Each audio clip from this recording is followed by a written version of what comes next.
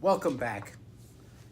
We have reached the penultimate Torah portion of the book of Leviticus. The next to last Torah portion is Behar. On most years, we read Behar and the final Torah portion, Bechukotai, together. However, since this is a leap year, we separate all the Torah portions that often come together since we need a month's extra of Torah portions. This Shabbat, we read Behar. And at the beginning of Behar, we read, Vayedaber Hashem el Moshe Behar Sinai Lemor. God speaks to Moses at Mount Sinai.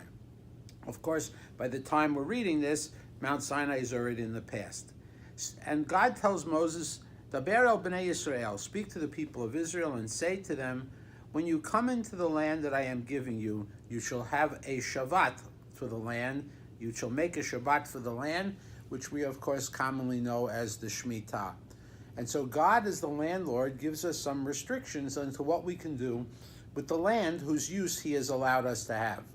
The Shemitah, the 7th year sabbatical, to let the land go fallow, and of course, later on, the 50th year, the Yovel, where the land goes back to the original leaseholders according to the subdivisions that Moses made in the wilderness.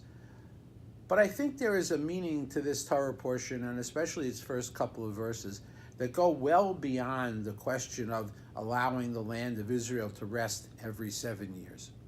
If we take the first verses of our Torah portion, if we take them figuratively, then what is it saying? It's saying that when we arrive in the place where we want to be, and that doesn't have to be a physical place, we should remember to keep the Shabbos.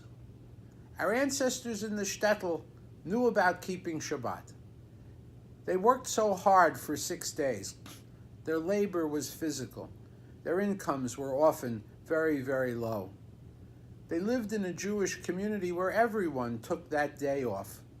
No one was looking askance or down their eyes and nose at their neighbor, worrying that if their neighbor's store was opened or their office was open for a 7th day, that they would do a little better or get an extra customer. Everyone understood that. There was a time in America, unconstitutional as it was, where we had blue laws that would make everyone close at least 1 day a week. When we came to America, things often changed for many Jews and many Jewish families. But most Jewish families, not all to be sure, but most, have made it. They have arrived at the place where they wanted to be. Economic security, political security, which of course we pray will continue for a good long time. For the most part, acceptance into American society. And under those circumstances of being assimilated into business and communities, it's very easy to forget Shabbat.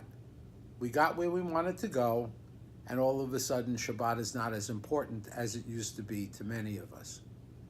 But our Torah portion, Behar, which harkens us back to Behar on the mountain at Mount Sinai. This Torah portion takes us back to those days where we were in a wilderness.